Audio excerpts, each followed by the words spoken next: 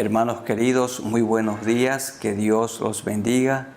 Es motivo de alegría estar con ustedes para ser edificados por la bendita palabra de Dios.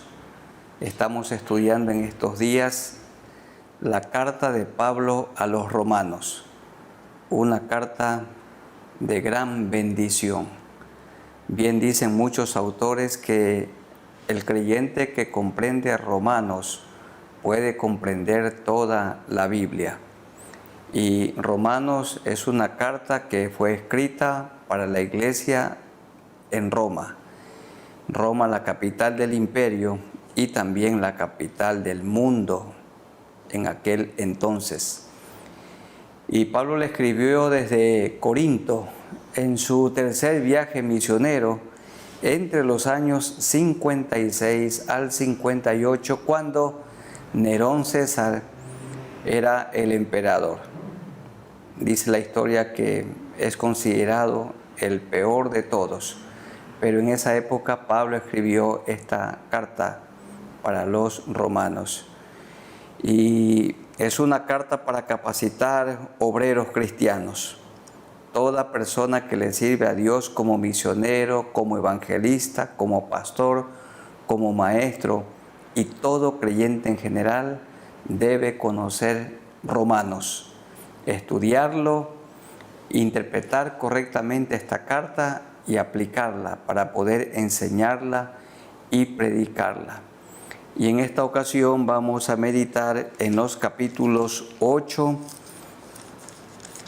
y también el capítulo 7 y 8. Queremos hablar del tema ¿cómo vivir una vida victoriosa? ¿Cómo vivir una vida victoriosa en Cristo Jesús? En el capítulo 7, Pablo llega a la conclusión que es imposible agradar a Dios, que no puede agradar a Dios en sus fuerzas. Y en el capítulo 8, Pablo indica que es posible tener una vida victoriosa, pero cuando el Espíritu Santo de Dios vive en nosotros y nos dirige, cuando el Espíritu Santo de Dios nos guía, entonces sí podemos ser más que vencedores. Hermanos queridos, vamos orando al Señor un momento para que Él nos presida como siempre lo hace.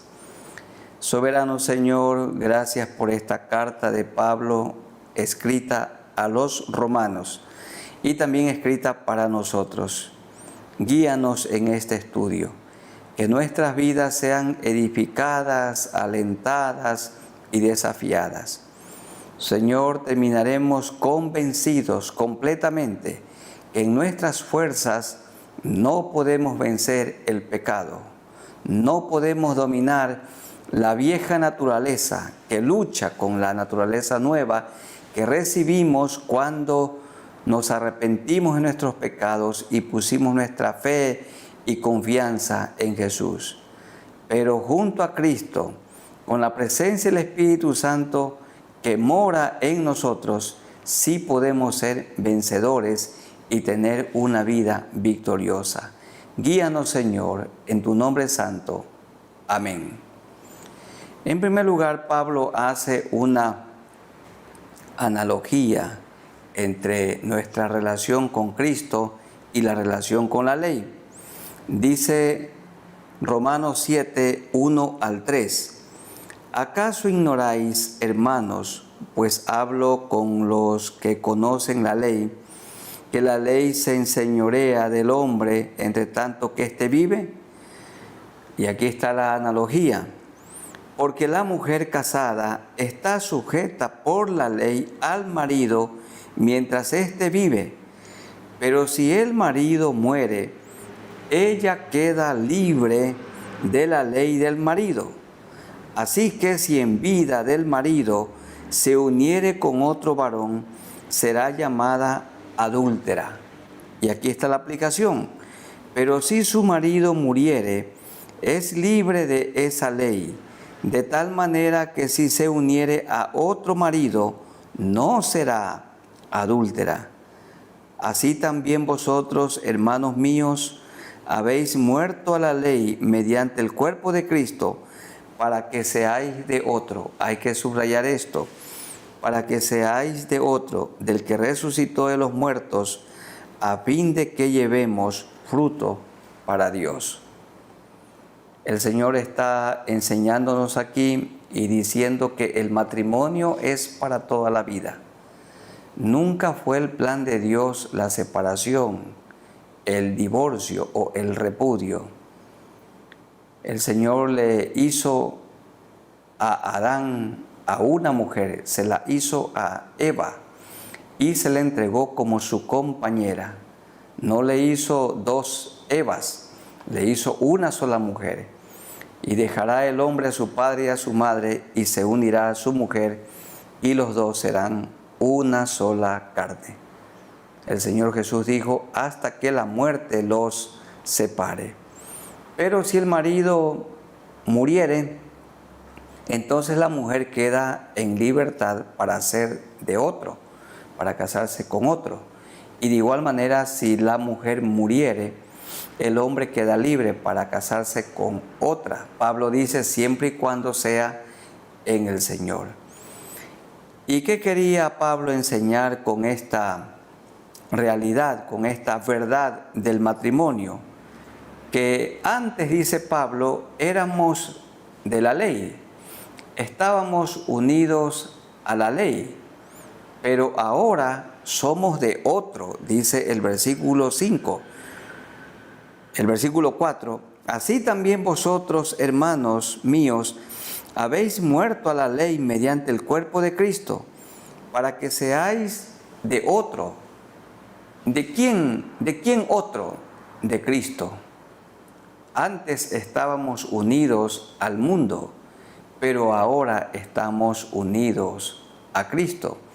Y la iglesia es la esposa de Cristo.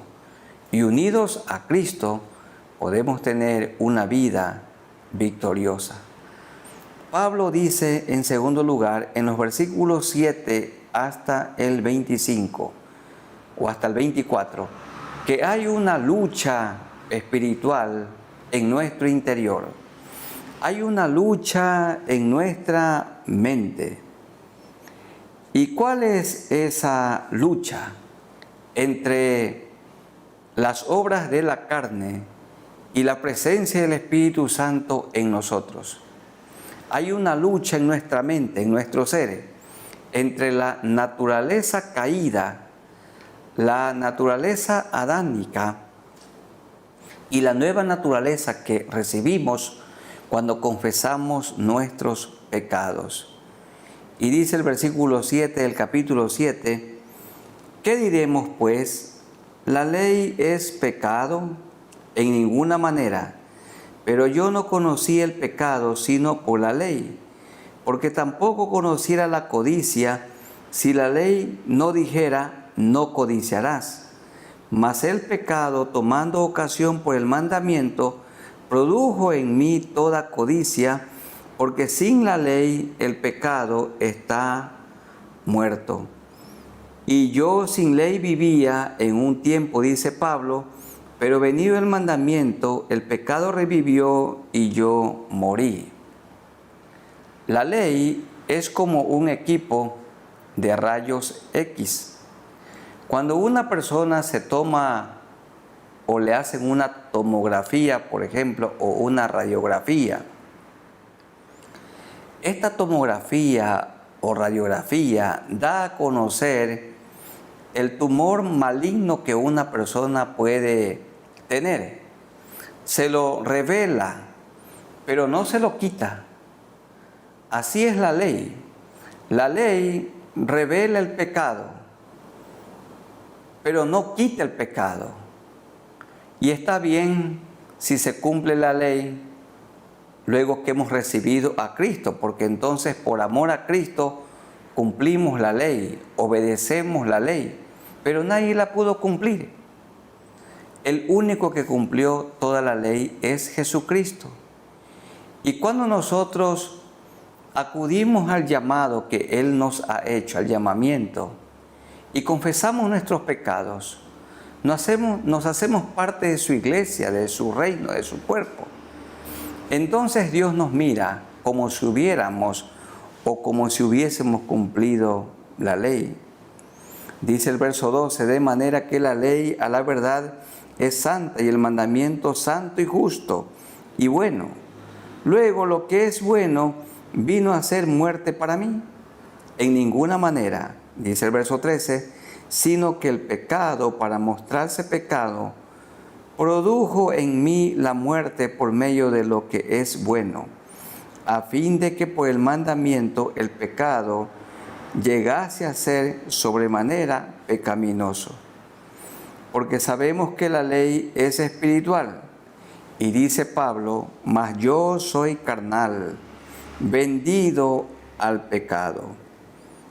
Carnal, aquí dice, teniendo todavía una vieja naturaleza, y esto repite varias veces.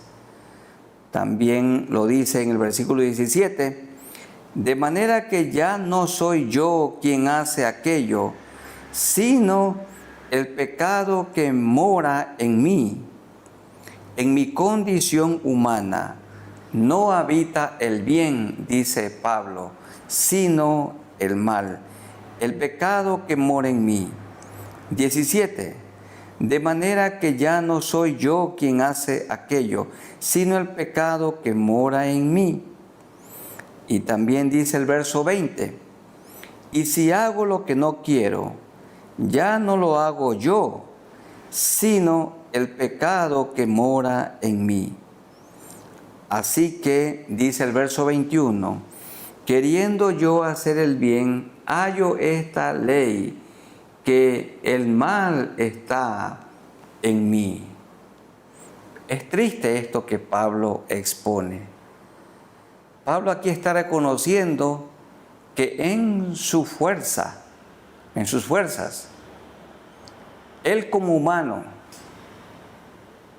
él con todo su conocimiento, se propuso vencer el pecado en su cuerpo, pero no lo logró. En sus fuerzas no fue posible. Y terminó diciendo en el verso 24, exclamando, miserable de mí, ¿quién me librará de este cuerpo de muerte? Ninguna persona con su esfuerzo, con su sabiduría, en sus fuerzas, es capaz, es posible vencer, dominar el pecado. No lo puede hacer. Tiene que haber una fuerza, tiene que haber poder extraordinario, solamente venido de lo alto, venido de Dios. Y es en la persona del Espíritu Santo de Dios que vive dentro de nosotros, que nos da el poder para poder vencer el pecado que mora, que reside, que vive en cada uno de nosotros.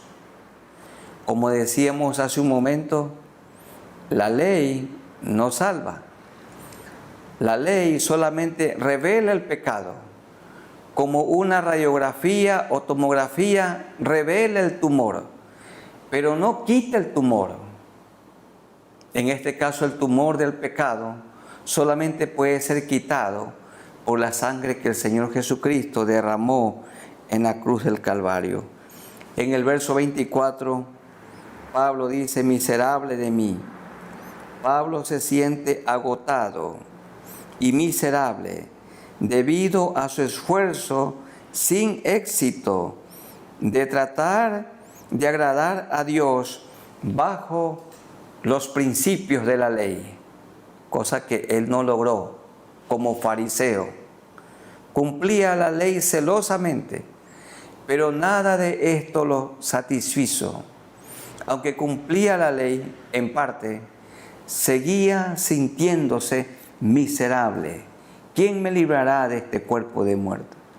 Y él responde en el versículo 25 y se dedica a responder en todo el capítulo 8. Gracias a Dios, gracias doy a Dios por Jesucristo Señor nuestro, Así que yo mismo con la mente sirvo a la ley de Dios, mas con la carne a la ley del pecado. Pablo habla de la lucha espiritual que hay en nuestra mente entre las obras de la carne y las obras del Espíritu. En el capítulo 8, Pablo se siente aliviado. Hay la respuesta a su exclamación, miserable de mí. Y él dice en el capítulo 8, versos 1 al 3, ahora pues, ninguna condenación hay para los que están en Cristo Jesús.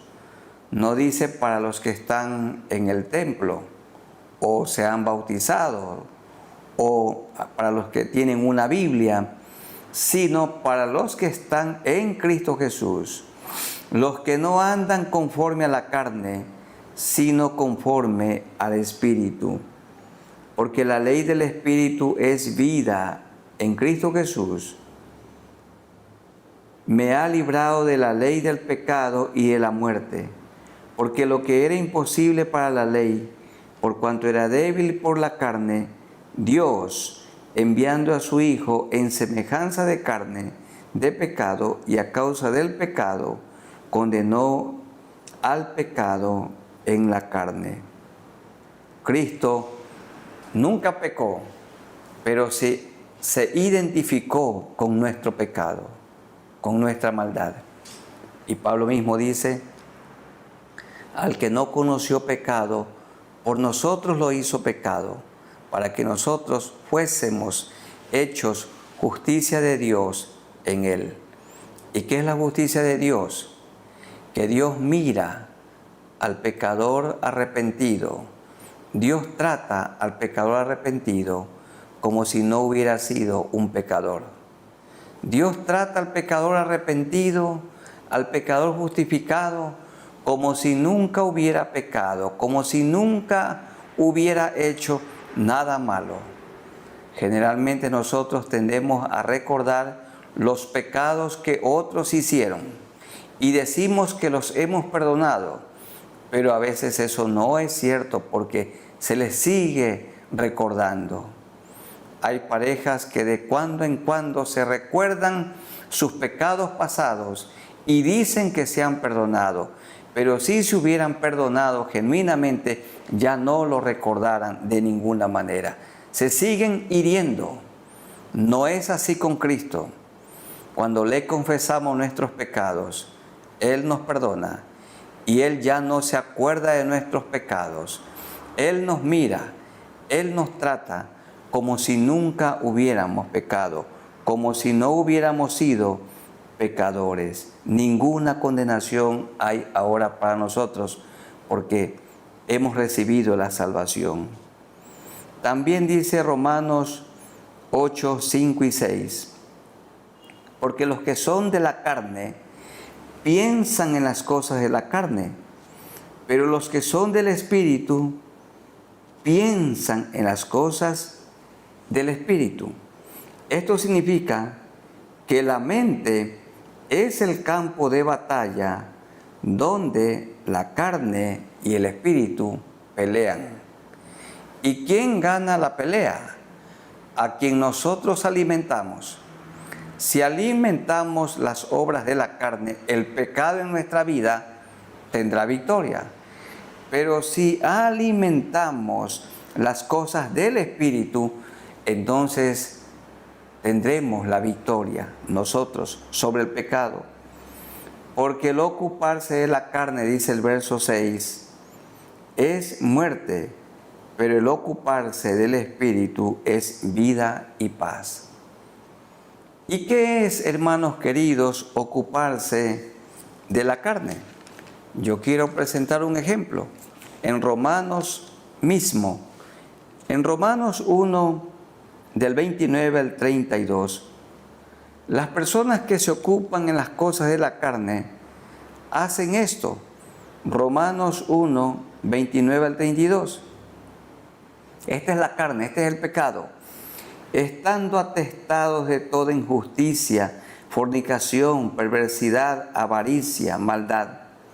llenos de envidia, homicidios, contiendas, engaños y malignidades, murmuradores, detractores, aborrecedores de Dios, injuriosos, soberbios. Significa que se alaba a sí mismo, altivos u orgullosos, inventores de males, desobedientes a los padres, necios, desleales, sin afecto natural. Sin afecto natural, cuando un padre abandona a su esposa y tiene hijos pequeños, o cuando una esposa se va del hogar dejando al marido con niños pequeños, sin afecto natural, implacables, sin misericordia, quienes, habiendo entendido el juicio de Dios, que los que practican tales cosas son dignos de muerte, no solo las hacen, sino que también se complacen con los que las practican. Entonces el ocuparse de la carne es ocuparse en los pecados del mundo, vivir practicando lo malo, haciendo lo malo. Pero el ocuparse del Espíritu es vida y paz. Cuando nos ocupamos de las cosas espirituales, ¿qué cosas espirituales son las que producen vida y paz? Un ejemplo, en el capítulo 12, versículos 9 en adelante, ocuparse en el Espíritu es amar. Dice Romanos 12, 9 en adelante, el amor sea sin fingimiento, aborrecer lo malo, seguir lo bueno. Esto es ocuparse de las cosas del Espíritu. Amaos los unos a los otros con amor fraternal. En cuanto a honra, prefiriéndoos los unos a los otros. En lo que requiere diligencia, no perezosos. Ocuparse en el Espíritu es ser fervientes en espíritu, sirviendo al Señor con ánimo, gozosos en la esperanza, sufridos en la tribulación, constantes en la oración. ¿Cómo se ocupa una persona en el Espíritu? Orando, compartiendo para las necesidades de los santos. Quiere decir que es una persona generosa, practicando la hospitalidad. Bendecid a los que os persiguen, bendecid y no maldigáis. Gozaos con los que se gozan, llorad con los que lloran. Unánimes entre vosotros, no altivos, no orgullosos, no arrogantes, sino asociándoos con los humildes. ¿Quiénes deben ser nuestros amigos? Las personas sencillas. No seáis sabios en vuestra propia opinión. No paguéis a nadie mal por mal.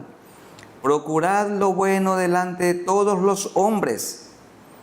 Si es posible, esto es ocuparse en las cosas del Espíritu. Si es posible, en cuanto dependa de vosotros, estad en paz con todos los hombres. No os venguéis vosotros mismos, amados míos, sino dejad lugar a la ira de Dios, porque escrito está: mía es la venganza, yo pagaré, dice el Señor. Hermanos, no nos venguemos a nosotros mismos, dejemos que el Señor juzgue. Así que si tu enemigo tuviere hambre, dale de comer. Si tuviere sed, dale de beber. Y si es posible, un jugo de naranja sin azúcar. Lo mejor, pues haciendo esto, ascuas de fuego o vergüenza amontonarás sobre su cabeza. No seas vencido de lo malo, sino vence con el bien el mal. Pablo dice en el versículo 6 del capítulo 8, porque el ocuparse de la carne es muerte, pero el ocuparse del Espíritu es vida y paz. ¿Cómo podemos vencer a aquella vieja naturaleza y ser victoriosos sobre ella? Ocupándonos de las cosas del Espíritu, pero el ocuparse del Espíritu, amando como Cristo, perdonando como Cristo, gozosos aún en la tribulación, siendo generosos, amando aún al enemigo, diciendo la verdad, adorando a Cristo. Ocuparse en las cosas del Espíritu produce vida y paz. Los versículos 9 en adelante. Mas vosotros no vivís según la carne, sino según el Espíritu, si es que el Espíritu de Dios mora en vosotros. Y si alguno no tiene el Espíritu de Cristo, no es de él. ¿Cuándo una persona recibe el Espíritu de Cristo? Cuando se arrepiente, cuando confiesa sus pecados y cree en Cristo. Entonces Cristo lo perdona, lo limpia con su sangre. La vida queda limpia y viene el Espíritu Santo y la ocupa. Y esa persona comienza a ser guiada por el Espíritu Santo de Dios. Y entonces va a mantener a su vieja naturaleza sumergida, aplastada, dominada. Vamos a tener una vida victoriosa. Porque Pablo terminó diciendo en el 7:24, miserable de mí, ¿quién me librará de este cuerpo de muerte? ¿Quién me librará? El Espíritu Santo que vive dentro de nosotros, que mora en nosotros. Verso 10, pero si Cristo está en vosotros, viviendo dentro de nosotros, en el cuerpo de verdad, el cuerpo en verdad está muerto a causa del pecado, mas el Espíritu vive a causa de la justicia. Y si el Espíritu de aquel que levantó de los muertos a Jesús mora en nosotros, otra vez dice, vive en nosotros, el que levantó de los muertos a Cristo Jesús, vivificará también vuestros cuerpos mortales por su Espíritu que mora en vosotros. Da a entender que tendremos una vida victoriosa. Cuando Pablo dijo en el 7:24, miserable de mí, ¿quién me librará de este cuerpo de muerte? Él estaba recordándose allí lo que era práctica en el Imperio Romano. A un reo, a una persona que la estaban castigando y ajusticiando y le iban a dar muerte, la ataban a un cadáver en descomposición. Y entonces tenía que andar allí, estar con ese cadáver. A eso se refiere Pablo cuando dice, miserable de mí, ¿quién me librará de este cuerpo de muerte? Y bueno, está la respuesta en el capítulo 8. El Espíritu Santo de Dios mora en nosotros. Y si el Espíritu Santo de Dios mora en nosotros, gobierna nuestras vidas, entonces vamos a vencer al pecado, a Satanás, las tentaciones y aún la misma muerte por la presencia de Cristo en nosotros. Dice el verso 14 al 16 del capítulo 8, porque todos los que son guiados por el Espíritu de Dios, estos son hijos de Dios. Pablo no dijo, porque todos los que van al templo son hijos de Dios y es bueno ir al templo. No, dijo porque todos los que son guiados por el Espíritu de Dios, estos son hijos de Dios. Hermano querido, mi hermana, ¿es usted guiada por el Espíritu Santo de Dios? ¿Está siendo usted guiado por el Espíritu Santo de Dios? Pues no habéis recibido el espíritu de esclavitud para estar otra vez en temor, sino que habéis recibido el espíritu de adopción, por el cual clamamos, Abba Padre, Abba Padre, esto es, papito mío. Habéis recibido el espíritu de adopción. ¿Qué es esto? En el Imperio Romano, la Constitución decía que una familia podía adoptar a un niño en ella y lo tomaban de otra familia. Pero el niño que venía a una nueva familia no podía tener ya ningún contacto con la familia anterior. Debía producirse una ruptura total. Y el niño que venía a ser parte de la familia, generalmente de esposos que no tenían hijos, Este hijo se hacía partícipe de todo lo que sus padres tenían. Se hacía heredero de todo. Y así dice que nosotros ahora somos herederos y coherederos con Cristo. Antes nosotros éramos de la familia de la oscuridad. Éramos de la familia de Satanás. Pero Cristo nos compró. Y ahora somos parte de la familia de Cristo. Y disfrutamos de todos los beneficios de la vida abundante, de la vida santa en Cristo Jesús. Habéis recibido el espíritu de adopción. Somos coherederos con Cristo y disfrutamos de esta vida nueva en Cristo y con Cristo Jesús. Antes éramos del mundo, gobernado por Satanás. Ahora somos parte de la iglesia de Cristo, del cuerpo de Cristo, gobernado por Cristo. Antes teníamos una vida miserable, agobiada por el pecado. Ahora tenemos una vida abundante con Cristo Jesús, una vida con esperanza. Tenemos ya la vida eterna. Vivimos con la esperanza de ir al cielo. Ya hemos recibido la salvación. Este cuerpo mortal se vestirá de inmortalidad. Este cuerpo corruptible será vestido de incorrupción. Y tendremos un cuerpo glorificado con el que estaremos con Cristo por toda la eternidad. Y Pablo dice que en el verso 22 del capítulo 8, porque sabemos que toda la creación gime a una, y a una está con dolores de parto hasta ahora. La creación gime, los ríos contaminados, el aire contaminado, el mar también contaminado, la tierra contaminada, gime, porque habrá un cielo nuevo y una tierra nueva.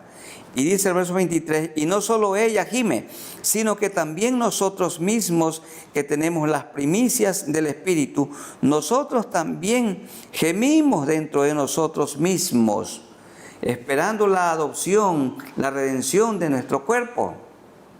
Este cuerpo se enferma, se duele, se envejece. Gemimos, sufrimos aquí en esta tierra, pero dejamos de sufrir o dejaremos de sufrir cuando estemos con Cristo en gloria, en el cielo. Estamos esperando que el Señor venga por segunda vez. Y dice el verso 26, y de igual manera el Espíritu nos ayuda en nuestra debilidad, pues ¿qué hemos de pedir como conviene? No lo sabemos, pero el Espíritu mismo intercede por nosotros con gemidos indecibles. El Espíritu Santo nos guía para que hagamos la oración correcta. Y Cristo, que está a la diestra del Padre Dios, intercede por nosotros. Entonces la oración tiene que ser hecha a Dios el Padre por medio de nuestro Señor Jesucristo y siempre guiada por el Espíritu Santo de Dios. Porque eso dice 8:14, porque todos los que son guiados por el Espíritu de Dios, estos son hijos de Dios. Y cuando oramos, somos guiados por el Espíritu de Dios para entrar en comunión con Dios el Padre. Él intercede por los santos, dice el verso 27. La creación gime, nosotros gemimos y el Espíritu Santo de Dios gime a nuestro favor.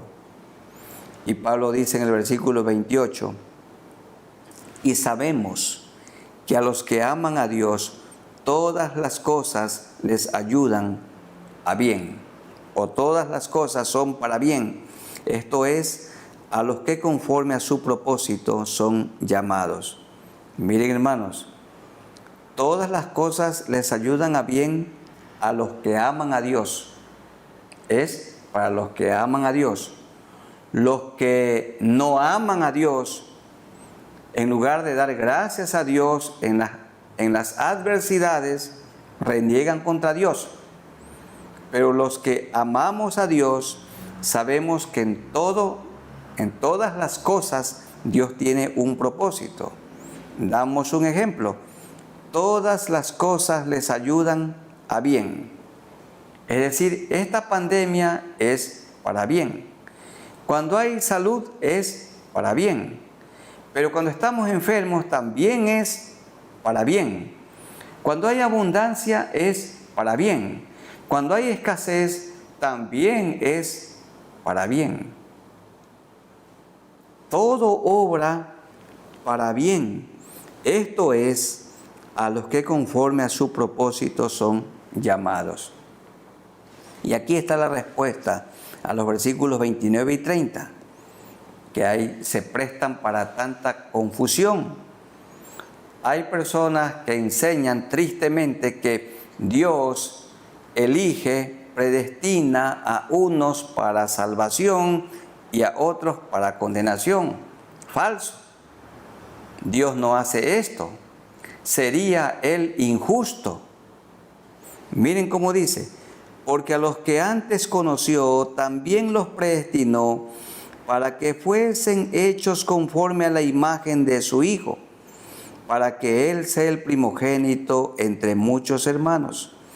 Y a los que predestinó, a estos también llamó, y a los que llamó, a estos también justificó, y a los que justificó, a estos también glorificó. ¿Qué está diciendo aquí Pablo? Dios llama a todos, a los que conforme a su propósito son llamados. Dios llama a todos. Y nosotros hemos acudido a ese llamamiento que Él hizo. Pero hay gente que no acude al llamamiento, no recibe la salvación que Cristo le ofrece. Los llamados somos los que hemos sido llamados por el Señor y hemos acudido a Él. Estos somos los predestinados. Pero Él no predestina, Él no elige a algunas personas o a muchas personas para condenación. Él hace el llamado a todos.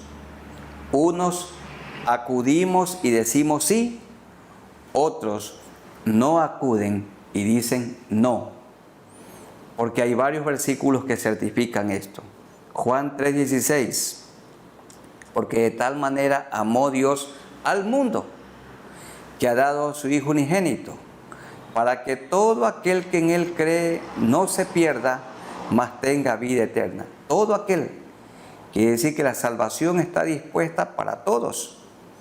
Pedro dice que el Señor no retarda su promesa, según algunos la tienen por tardanza, sino que es paciente para con todos, para con nosotros, no queriendo que ninguno perezca, sino que todos vengan al arrepentimiento. Dios quiere que todos procedan al arrepentimiento, pero no todos proceden al arrepentimiento. También Pablo dijo en Hechos 17 que Él manda a todos los hombres en todo lugar que se arrepientan. Y también dijo Él, porque hay un solo mediador entre Dios y los hombres, Jesucristo hombre, el cual quiere que todos los hombres sean salvos y vengan al conocimiento de la verdad. Hermanos, el llamamiento es para todos y por eso tenemos que predicar el Evangelio a todos. Pero unos hemos acudido al llamamiento y otros no lo hacen y no lo harán. Morirán en sus delitos y pecados. Y entonces los que hemos acudido a su llamamiento, a nosotros es aplicado los versículos 29 y 30. Él nos va santificando y nos va haciendo semejantes a su Hijo. Cada día nos parecemos más a Él. Mientras mejor lo conocemos, mientras más lo amamos y lo adoramos, somos más parecidos a Él. Como somos ya de Él, dice, ¿quién acusará a los escogidos de Dios? En el 33, Dios es el que justifica. ¿Quién es el que condenará? Cristo es el que murió, más aún el que también resucitó, el que además está a la diestra de Dios, el que también intercede por nosotros. ¿Quién nos separará del amor de Cristo? Tribulación o angustia o persecución o hambre o desnudez o peligro o espada. Nada, ni nadie. Y el 39, ni lo alto, ni lo profundo, ni ninguna otra cosa creada nos podrá separar del amor de Dios que es en Cristo Jesús, Señor nuestro. El capítulo 8 comienza con ninguna condenación hay. 8.1. Ahora pues, ninguna condenación hay para los que están en Cristo Jesús. Y termina el capítulo 8 diciendo, ninguna separación hay para los que están en Cristo Jesús. Ninguna condenación hay para los que estamos en Cristo Jesús, los que hemos acudido al llamamiento que Él nos hizo, porque Él vino a buscar y a salvar lo que se había perdido. Y también ninguna separación hay para los que estamos en Cristo Jesús. Al genuino cristiano, al genuino discípulo de Cristo, nada ni nadie lo separa del amor de Dios o lo separará del amor de Dios. Entonces, concluimos que, queridos hermanos, iniciemos y vivamos poniendo toda nuestra confianza en el Señor. Recuerden, hermanos queridos, el Espíritu Santo de Dios mora en nosotros, mora en nuestras vidas. Y es el Espíritu Santo de Dios el que nos ayuda, el que nos guía para que vivamos una vida victoriosa y seamos vencedores del pecado, de las tentaciones y del mismo Satanás, siempre junto a Cristo. Con Cristo somos más que vencedores. Junto a Cristo, repetimos, a los que aman a Dios, todas las cosas les ayudan para bien, y con Él somos más que vencedores. Como dice el versículo 37, antes en todas estas cosas somos más que vencedores por medio de aquel que nos amó. No podemos vencer el pecado, como Pablo concluyó en 7:24. No podemos vencer el pecado en nuestras fuerzas. Sí lo podemos vencer con la ayuda del Espíritu Santo de Dios que vive en nosotros. Sí lo podemos hacer en el nombre de nuestro Señor Jesucristo. Sí podemos ser vencedores, como dice 8:37. En todas estas cosas somos más que vencedores por medio de aquel que nos amó, por medio de nuestro Señor Jesucristo.